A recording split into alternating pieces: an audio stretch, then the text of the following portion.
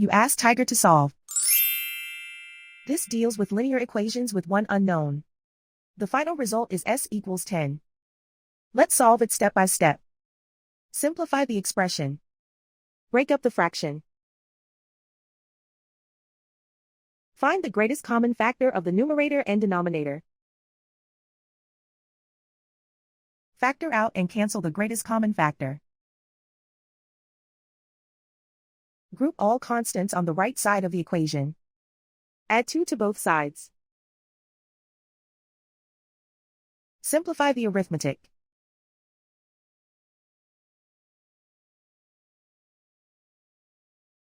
Isolate the s. Multiply both sides by 2. Group like terms. Multiply the coefficients. Simplify the fraction. Simplify the arithmetic. And so the final result is s equals 10.